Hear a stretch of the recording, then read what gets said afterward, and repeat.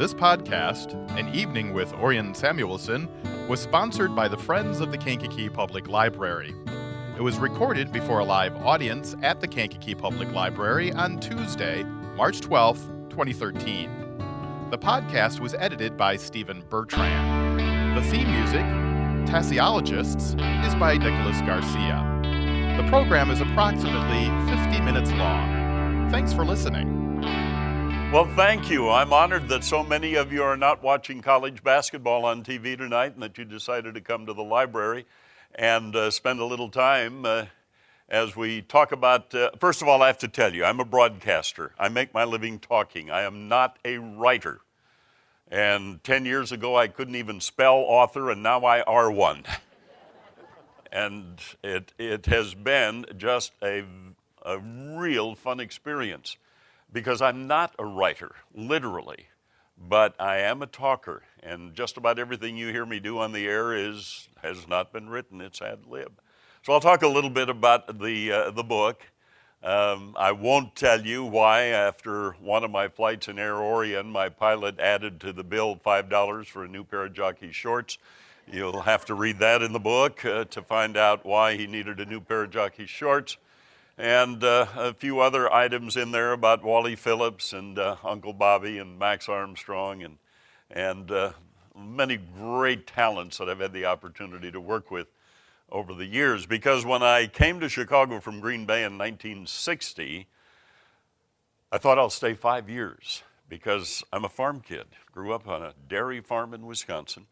And so if I can get my name a WGN on my resume, then after 5 years I'll leave and I'll go back to Wisconsin, buy a radio station, and spend the rest of my life there. Well, that was 52 years ago, so I guess I'll stay as long as they'll let me. And one of the questions that I get among many is, you thinking about retiring? No, I'm not. Paul Harvey went till he was 90, and I'm going to be 79 the end of this month, so I figure I've got at least 11 years. But then on the other hand, I'm Norwegian, so I'm only half done. And I do have a ways to go yet. And as long as I'm having fun, as long as you're listening to WKAN and to WGN, then I'll keep talking because my passion is to help people understand what farmers and ranchers do to put food on the table, clothes on their back, a roof over their head, and now energy in the tank. And we're coming up to National Agriculture Week. It starts the week of spring, and that'll be a week from now.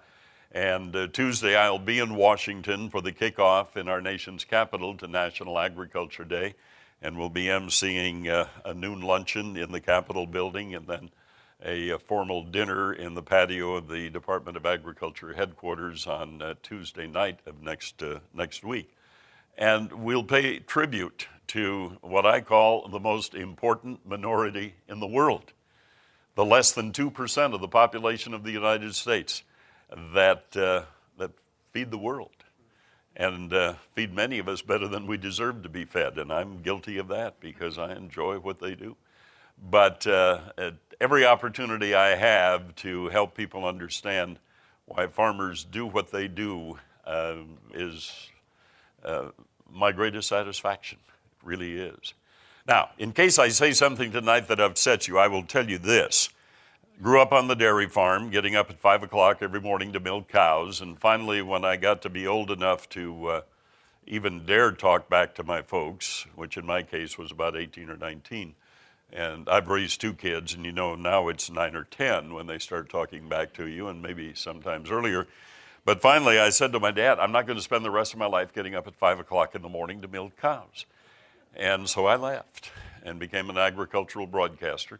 Ever since, I've been getting up at 2:45 in the morning to do a program for people who get up at 5 o'clock to milk cows. Does not say much about what is going on up here. So if I say something that bothers you or upsets you, just keep in mind and just say he doesn't know any better anyway. So my heritage is Norwegian. All of my grandparents came from Norway, settled in the hills of western Wisconsin. And I have made a living telling Ole Lena stories.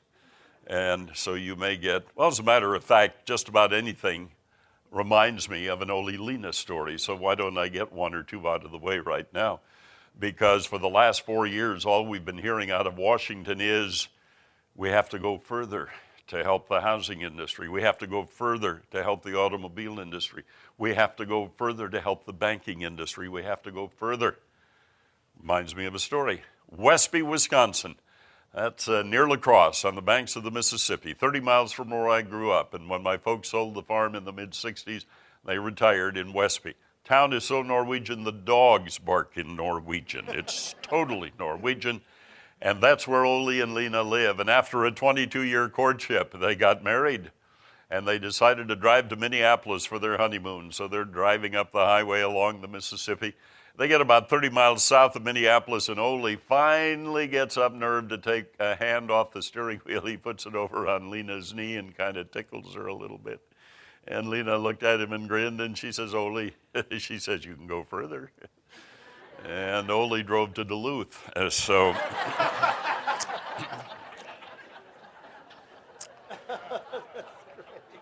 It was another motor trip. This was a few years after the honeymoon, and things weren't going quite as well.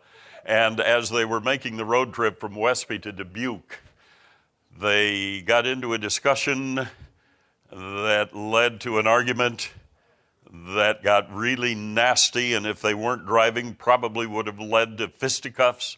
And it really got nasty. And finally, they agreed on one thing, that they better be quiet, that they better quit talking before this thing really gets out of hand. So they agreed, no more talking. Lasted 3 miles. As they came past a barnyard with donkeys and pigs in the barnyard, Lena couldn't resist, looked over and she says, Ole, she says, your relatives? Ole looked at her and says, yes, Lena, my in-laws.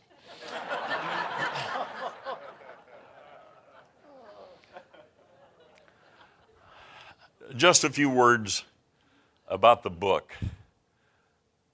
I have never been more nervous about a project in my professional career than the book.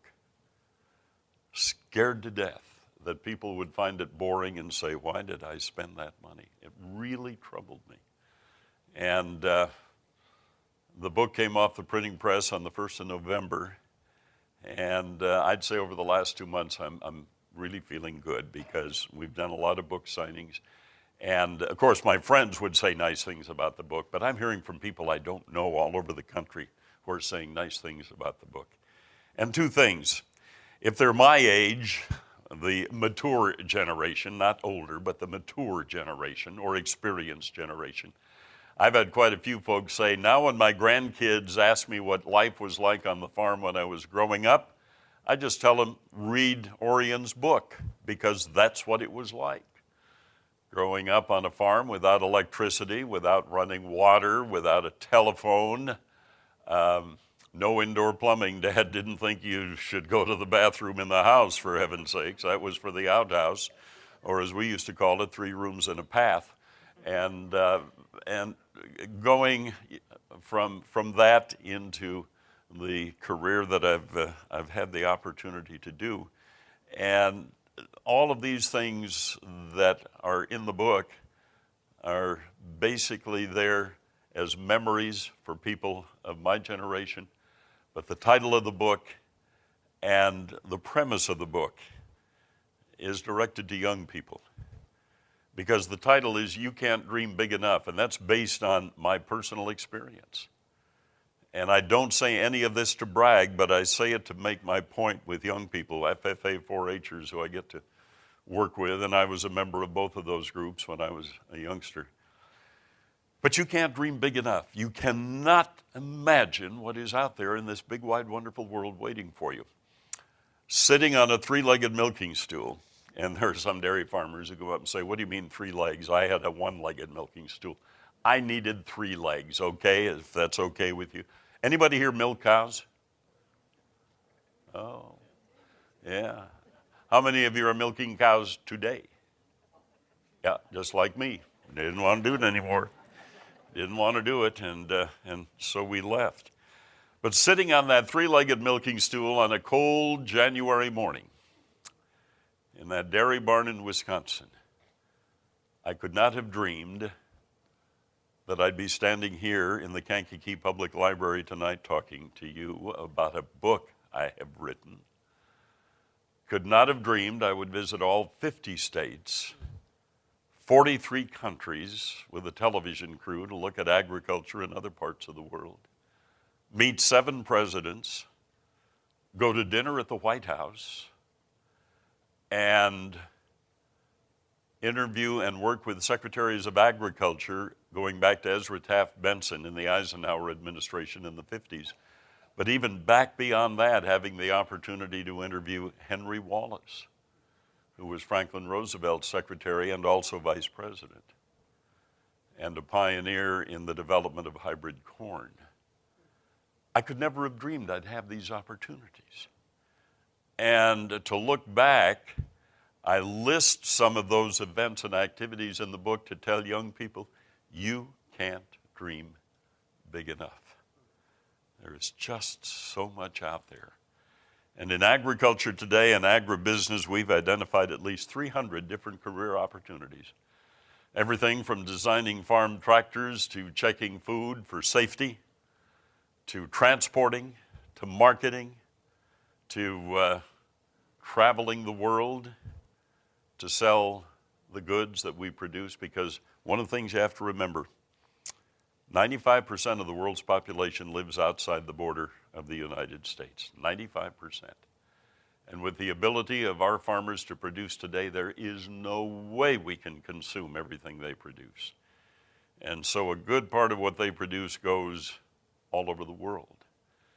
Products will come out of Kankakee County and end up in Asia. They'll end up in Southeast Asia. They'll end up in Africa, because we have the technology and the ability to do it. And the opportunities for young people in this business today, I think, are limitless. As a matter of fact, people ask me, what about the future of agriculture? Well, I'll tell you this, I'm bullish on 2 industries. Bullish on agriculture, bullish on funeral directors. Got to eat, gonna die. And so there's an opportunity there in those 2 professions. So I'm bullish on both of them, but a whole lot more bullish on agriculture. I'm going to open it up for questions here in just a few minutes, but some of the questions that have been asked at the book signings that we have done so far: how long did it take to do the book? Well, I'm not a writer. As I said, I'm a talker, so I did a lot of talking into the recorder. But without the help of Steve Alexander, who, if you listen to WGN, you hear Steve on the air with me. He fills in when I'm away. And his wife, Diane Montiel. Diane, wave your hand. She's here tonight. This is Steve Alexander's wife, Diane, back there.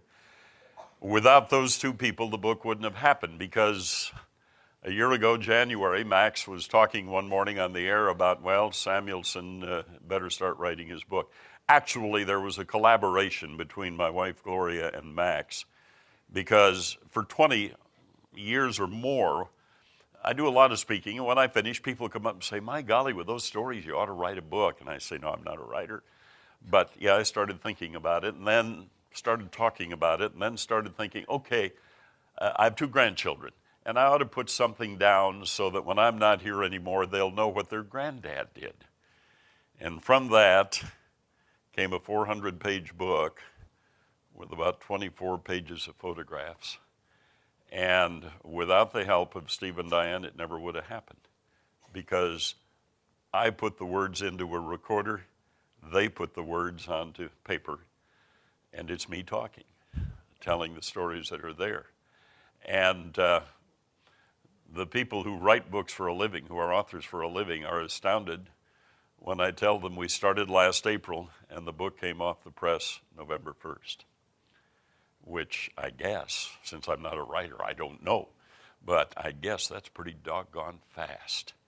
And so Steve and Diane just get a ton of credit. And one of the things that helped, Lincoln Presidential Library in Springfield, about 2 years ago, decided they wanted to do a series on agriculture history and Illinois, and they picked 4 people in the state to videotape lengthy interview, and I was fortunate enough to be one of them.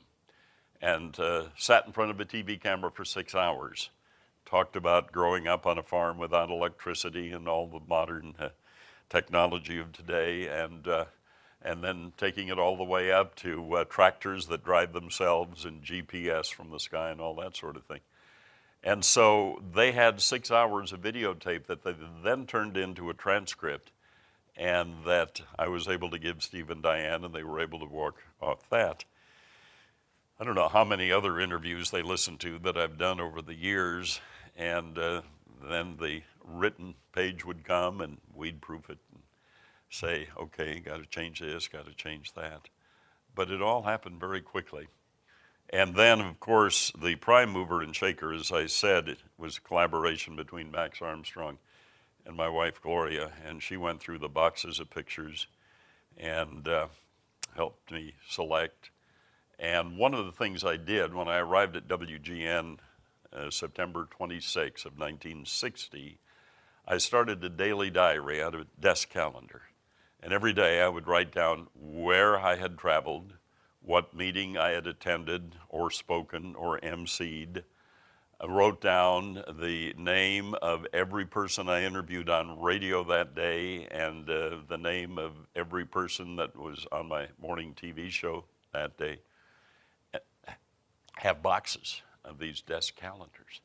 And so from the standpoint of putting the book together, it really helped in bringing back dates. Plus every trip that I've taken, every foreign trip, have a large envelope filled with the itinerary, business cards, names of people that I met on the trip, and things that I did and that I saw. And so all of that just helped a great deal. Then, as I say, writing about Wally Phillips, fastest mind of anybody I've ever known. Bob Collins, who I couldn't stand for the first 6 months he was at WGN. When I first heard him in that southern cackle, I thought this is the end of WGN radio. And Spike Odell, who, you know, people are always saying, well, what are they really like? And I suppose somebody says that to people who work with me too. What's he really like?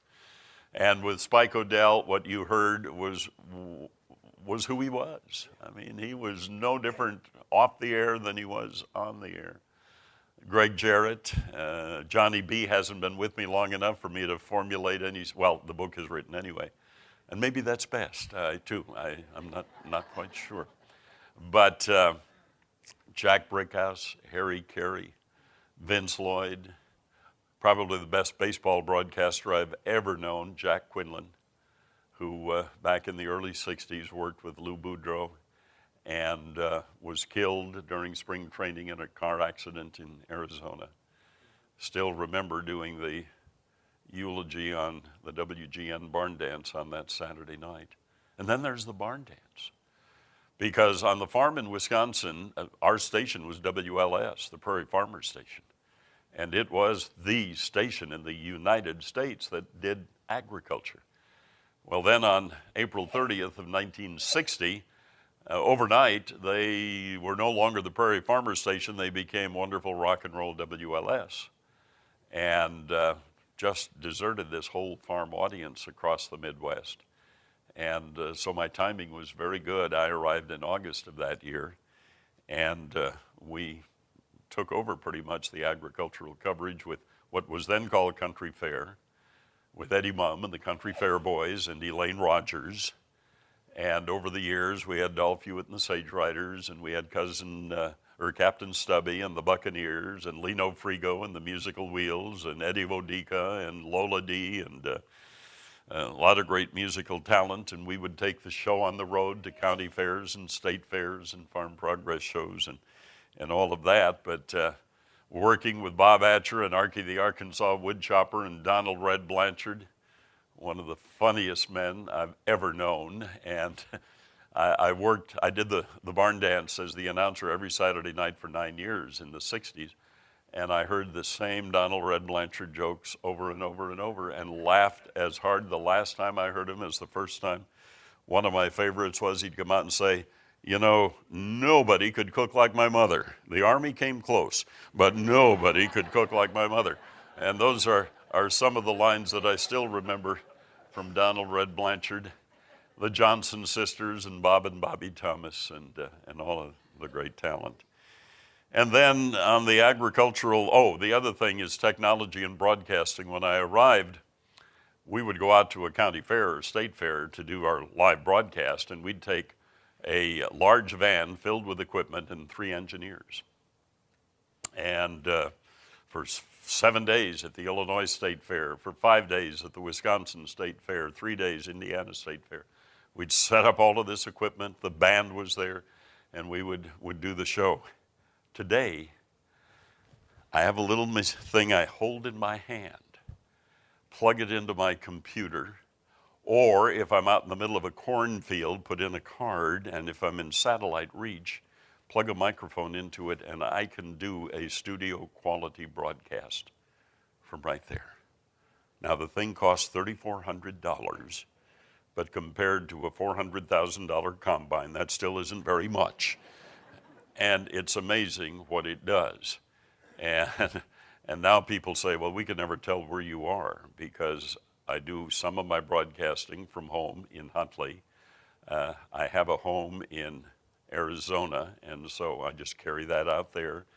And sitting out there in the studio early in the morning, when we go back March 22nd, it'll be a lot earlier because Arizona doesn't go on daylight saving time.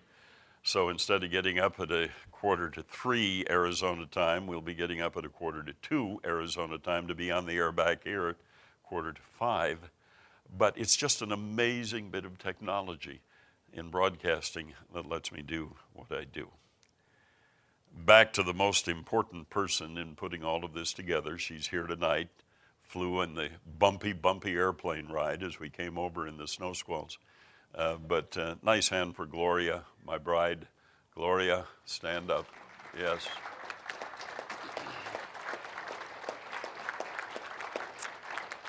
Gloria and I have been married 11 years, and there is a chapter in the book entitled My Wife Who Saved My Life. And literally, I would not be standing here tonight if it weren't for this Southside, how do I describe her? She's Southside Chicago, Catholic, don't mess with me, Polish tough. And when I had a sore throat, and a Norwegian never goes to the doctor for a sore throat, but as you'll read in the book, she took me by the ear, and had she not taken me to the doctor with a sore throat, that turned out to be flesh-eating bacteria that would have quickly shut down my respiratory system. I'd be looking down, well, I hope I'd be looking down at you. I hope I wouldn't be, the other way. So the book has done so much more than I thought it would. We're into our second printing. And the FFA and 4-H people that have read it are emailing me, telling me that it is an inspiration for them to work real hard and to dream big, and to dream big enough to carry them on to whatever career they have. Young lady in Virginia who I met a couple of years ago when I was there to speak, she was in high school at the time, but she wanted to be a farm broadcaster. And what do? I said, you just make yourself a nuisance at the local radio station. Just go in there and empty waste baskets, do whatever you can. And I got an email from her, yes, I've stayed in touch with her, but I got an email yesterday, and she's now a student at Virginia Tech, and she's doing farm broadcasting on that local radio station, and she wants to know what else she should be doing from an internship sort of thing. And she said, after reading the book, I know I can do it. And that's really what I wanted to see happen from the book. You'll notice 2 things about the book. At the end of every chapter, there's an Ole Lena story. And since on the cover it says Orion the Big O, and this Steve and Diane did, the first word of every chapter starts with a big O. So take a look at that, because that's kind of how it works. But anyway, a couple more Ole Lena stories. Ole and Lars are sitting at the milk bar in Westby, Wisconsin. Lars turns to Ole and he says, Ole, I have to give you some advice. And Ole said, what's that? He said, when you're in the front room with Lena and you start getting amorous and it starts heating up and goes beyond amorous, you better close the drapes, because he said yesterday, me and the neighbors were standing out there on the sidewalk watching you and Lena, and we were laughing. And Ole looked at him and said, Lars, the yoke's on you. I wasn't home yesterday afternoon.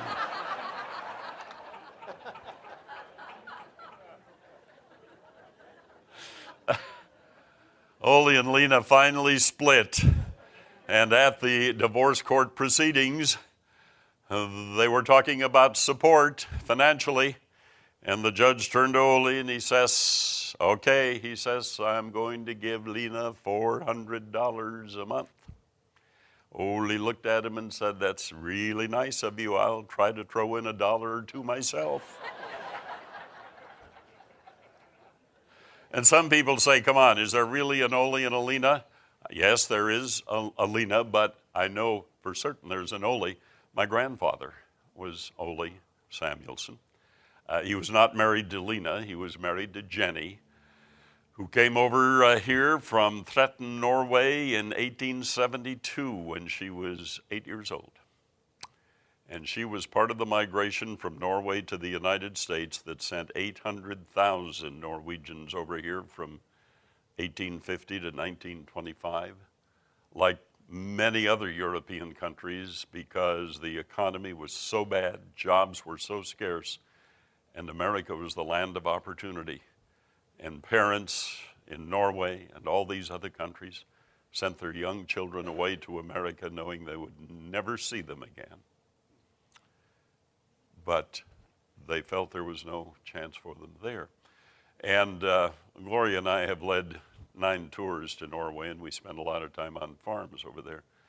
And on one of the visits, I met a genealogy professor who traces families in Norway who had members come to America. And he was telling me with tears in his eyes, he said, I have read the letters from children in America back to their parents, terribly homesick. And I've read the letters parents sent to their children in America, terribly, terribly sad that they'll not see their children again. And he said, so I hope all of you who are descendants of these people will remember the sacrifice they made so that you can live in the land of opportunity. And in my earlier days, heritage wasn't all that important to me, but as I mature, it does become more important. And on one of the first trips to Norway, I had an opportunity that turned out to be far more emotional than I thought it would, and I talk about it in the book.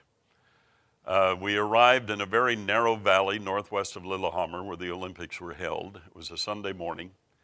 It was foggy and misty. There was a clearing where the bus parked, and there was a mountain stream, probably 4 feet deep, and you could see every rock on the bottom. It was that clear, surrounded by tall trees. And I met Arnie Moen. Arnie was 75 at the time, and he had been a grade school teacher. And every year would have his class in the grade school pick a family and do history on the family. And so Arnie Moen said, Mr. Samuelson, if you have your walking shoes on, follow me. So we invited the other people in the group who wanted to go. He said it's about a 1.5 mile walk. He had a sigh, and he was cutting his way through the brush, the tall trees. And we are walking, and finally about a 1.5 miles, we came to this clearing. And Arnie walked out into the center of the clearing, and as he did, he stepped up about a foot. And when he got up there, he turned around, and he said, Mr. Samuelson, he said, if you'll join me. And so I did, and as I got to the rise, I could see it was rocks that God hadn't put there, people had put them there. And I got up and stood by him, and he said, you are now standing in what is left of the home where your grandmother Jenny was born in 1864. And any of you who have experienced tracing roots back that far know how emotional that can be. I looked around and I thought, man, part of me started here. And being a land of immigrants, I'm sure that happening has occurred with many, many other people as well. But if you haven't done much on heritage, I highly recommend that you get it done. So with that, I'll toss it open for 2 or 3 questions, and then I'll sign books. And I know just enough about everything to be dangerous. And so if you have a question, let me know. Oh, right here in the front row. Your microphone is here. Oh, thank you. I'm born and raised in the city of Chicago. Urban children would benefit from your speaking. Have you been able to talk in large cities? Oh, yes. Oh, yes, I do that. Thank you. Churches and chambers of commerce that give me the opportunity. As a matter of fact, I had a great experience. What day is this, Tuesday? Yeah, a week ago tonight, I was in Des Moines, Iowa, where the governor and his wife, who I have known, Governor Terry Branstad is second time as governor. He was governor back in the 80s. And in 1988, the World Plowing Match was held in Amana, Iowa. And I plowed against Governor Branstad. And at the table, his wife, Cindy, was sitting there, and she said, well, did you win? And I said, my mother didn't raise any dumb kids. I'm an out-of-stater. I'm not going to come to Iowa and beat the governor. For heaven's sakes, I let him win. And the governor looked at me and said, yeah. But anyway, it was a salute to agriculture dinner, the first one they had ever staged for the legislators. They had over 60 legislators there, many of them from urban communities, and members of the cabinet, and then they had farm leaders. They had a lot of FFA members and 4-H members that were there. But it's been gratifying because I've gotten emails from city legislators who said they learned a lot that night. And I'm very pleased by that because that's part of my mission, to help people understand. Because we are 5, 6, 7 generations removed from the farm. My kids had a farm to go to. My grandkids didn't because the farm was gone by that time. And, you know, there are those who are much farther removed from that. Had you ever been on a farm? Never. Yeah.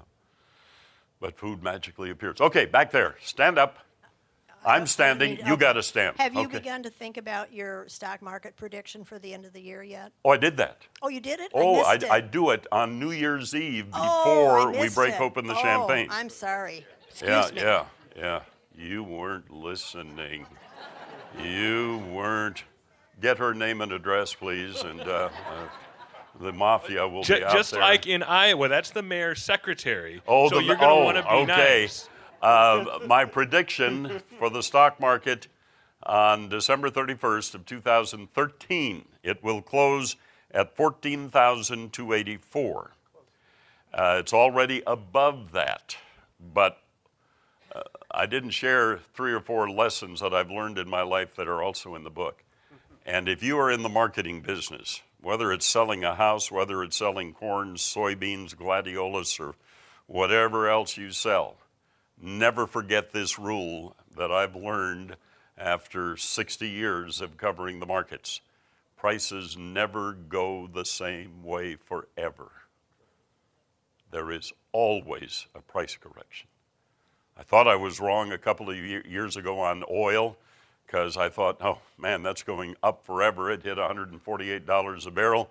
6 months later, it was $28 a barrel. And some of the oil sheiks had to sell palaces and all that sort of thing.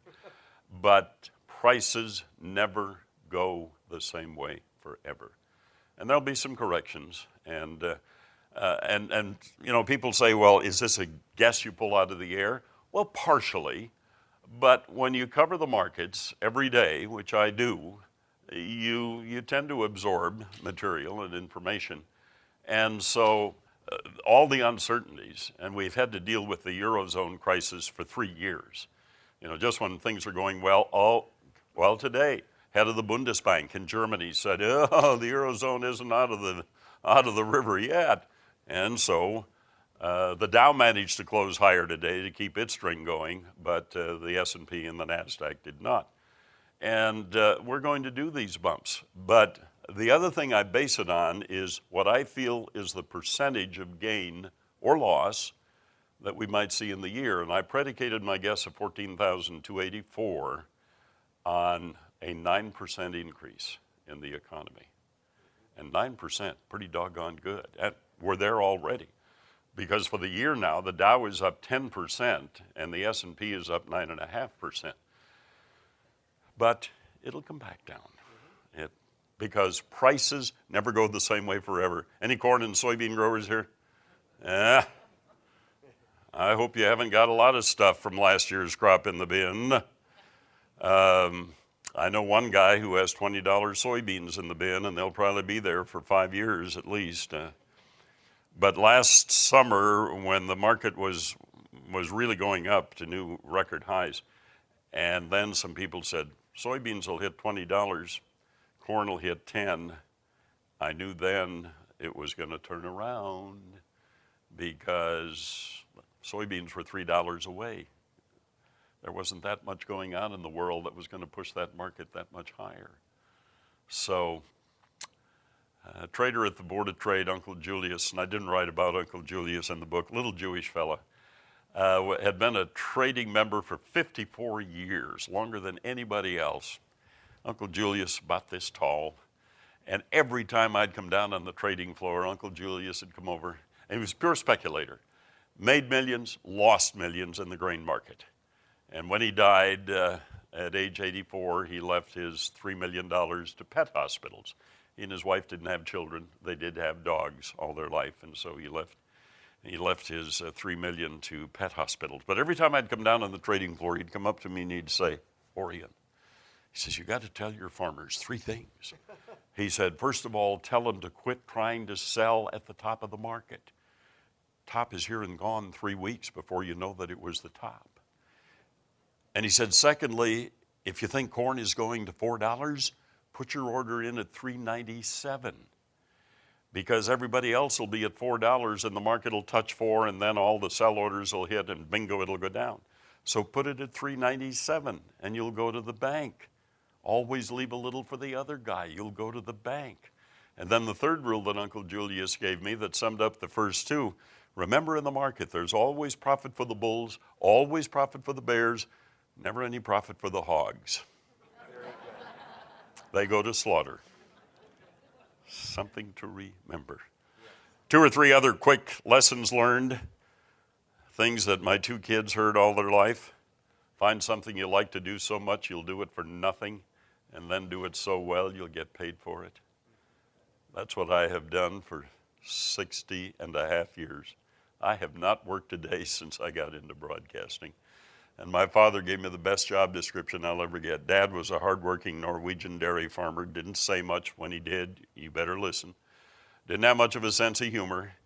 And in the time from 1960 to 1995, when he passed away and my mother passed away in 98, they came to Chicago only 5 times to visit. Totally uncomfortable in the city. Dad would walk in the door and say, okay, we've been here, let's go home.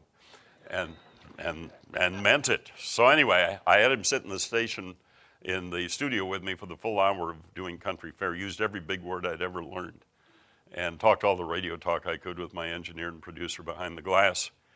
And trying to impress him. When we got done, he didn't say anything. Walking down the hall to the office at Bradley Place, he didn't say anything. Got into the office, and so finally I said, so Dad, what do you think? Serious as a heart attack. He gave me the best job description I will ever get. Dad said it must be nice to be able to look at all that hard work and then just talk about it.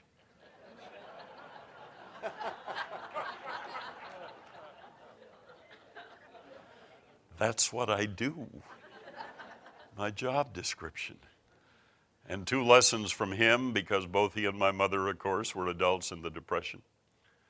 And over and over and over again, I heard, don't buy what you can't afford. Don't borrow what you can't pay back. Now, I exceeded the first rule a few times, not the second rule. And you know, as I look back on the last 5 years, we needed some of that Depression-era thinking, I think, during the last 5 years. And then finally, don't evaluate a happening when it happens. Give it some time. God may have a reason for it. And as you read my story as a youngster, a tragedy when I came out of 8th grade that had me mad at God and the world, turned out to be the turning point in my life. And I'll let you read the book to see what that's all about. Any other questions? Okay, right here. Yeah. So do you have any questions about, any stories about your buddy Max Armstrong that you could share? Max Armstrong, well, the difficulty in hiring him, that's in the book. Because first time I heard Max, he was at Farm Bureau in Illinois, and he was doing radio tapes that would be sent out to radio stations. And he was the new voice, had been just hired, and this was back in the early 70s. And I said to Lottie, I said, if ever Bill Mason was my associate at the time, I said, if Bill leaves and I need a new associate, we're going to talk to this guy. Well, Bill did leave, and so I called Bill Allen, who was Max's boss at Illinois Farm Bureau, to say, I don't want you upset, but I want to talk to Max Armstrong about coming to work at WGN in Chicago. He said, I don't want to lose him, but he said, man, an opportunity to have him working with you at WGN, I would certainly not keep him from doing it. So I talked to Max, and he was single at the time. Max, as you know, likes two things. He likes to fight fires, and he likes old tractors. And at the time, he had just bought a home in Towanda outside of Bloomington. He was on the volunteer fire department. And so I tried to convince him he ought to come to Chicago and go to work at WGN. And oh man, he just kept, oh, I don't know. And then I finally realized I did the same thing. It took me 12 days after the GN offer came before I finally decided to take it. But that experience also told me that how dumb I would have been had I not taken it, what I would have missed. And so I kept talking, and I wasn't making it. So I called Bill. I said, Bill, I need some help. I said, I can't talk Max into it. Bill said, I'll go out to his house. So then Max finishes the story. In comes Bill, wheeling in his car, gets out of the car with a big bag of McDonald's hamburgers, and says, young man, we got to talk. And so thanks to Bill Allen, he convinced Max to finally say yes. And here he is. And we've had 36 years together. And of course, he is now working full-time for Farm Progress, which is a move he made 3 years ago, which was a good move. Because frankly, when I leave WGN, I don't think there'll be, we don't know who will own us. For example, we're up for sale. And I don't think they'll continue doing what I've done. So Max made a good move, but I had to explain to a lot of people, I said, it's not a divorce. It's not even a separation. Max and I do an hour every Saturday morning on WGN radio. Max and I own This Week in Agribusiness, the hour-long show that we do every week on RFD TV. And so we're tied to the hip, professionally and otherwise, and both enjoying what we're doing. And he now has 3 restored tractors. And we just have a lot of fun. Gloria and I will be in Raleigh in April when his older daughter gets married. We're flying to Raleigh, North Carolina for the wedding, and it'll be a good time. Any other questions? Right here. Do you remember way back when you used to come to county fairs to MC the tractor pulls? Yeah, I did. Huh? Oh, yeah, here at the Kankakee County Fair. Yeah, right. Oh, I did that for many years, where Right, we'd right, come down right. in the evening and I'd MC the tractor pull. That's back in the days before the sled. That's back when you had the skid with a tractor on it, and every 10 feet somebody would step on. Why somebody didn't get killed doing that, I don't know. Thank God it didn't happen. But, I have great memories of the Kankakee County Fair. Pardon? Yes, yes. But a lot of good days, yeah. We have time for one more. Is that okay? Yeah, that's fine. Thank you, Mr. Samuelson, for a fantastic presentation. You mentioned you've got 2 children and Yes. some grandchildren. Mm-hmm. My question to you is concerning the health risks for the next couple generations for your grandchildren. With the crossbreeding of genetics and improving the food yields, like for soybeans, Carl was it Borlaug that you mentioned in the book. I think I learned today on the internet when I checked that out.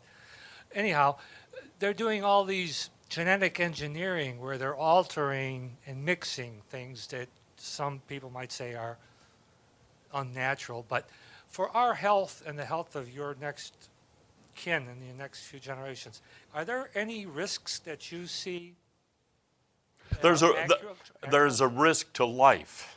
I mean, I do. First of all, our life expectancy is longer than it's ever been in this country. And I say we have two choices. We use technology to save millions of people on the planet from starving, or we don't use the technology and they starve, and in this country we'll have everything we need. I'm pro-technology. I really am. Because when you can produce a third more than we were producing in 1960 on 25 million less acres in this country, we're able to get the food for the other hungry people in the world, and we're able to save fragile land. Without technology today, we would be farming land that would be highly erodible by wind and water. And so I look at I've read stories about electricity being dangerous too, that animals were going to be sterile and men would be sterile and all that sort of thing. There's always a risk, I'm sure, with technology. But before airplanes, we didn't have to worry about plane crashes, and before cars, didn't have to worry about car crashes. But I say we need the technology. And I'm highly in favor of it. I'm not concerned when we prescribe antibiotics for animals, no different than when I was prescribed an antibiotic for my throat. It's done under prescription, highly controlled, same thing with animals, and it keeps them healthy rather than sending diseased animals to market and that sort of thing. So to me, without technology, we literally condemn millions of people. And that's why Norman Borlaug is one of my heroes. The title of his biography is The Man Who Saved 1 Billion Lives, and back in the 60s he fathered the Green Revolution that turned India into a wheat exporting country and that made it possible to grow rice in the tropics that would yield and literally save billions of lives. And my one visit to India with Secretary of Agriculture Dan Glickman, we went to the University of Ludhiana in the northern part of the country. That's where Norman Borlaug did his research work in India. And there were 600 farmers there, and they all said, without the work he did, we'd be starving today. But there is a building dedicated to Norman Borlaug, and over the entrance to the building is a Borlaug's quote that I've never forgotten. Quote says, "Everything else can wait, agriculture can't." And it's an emotional issue, and we're going through the GMO labeling issue right now. And I'm on the side of technology because we save more lives with the technology than without. So, and I know there's a strong emotional debate on the other side. Sometime when we have an hour or two, we'll get into that. But we don't have that tonight. Thank you, everyone. We do have some time, just a little bit of time, for Yeah. you to sign.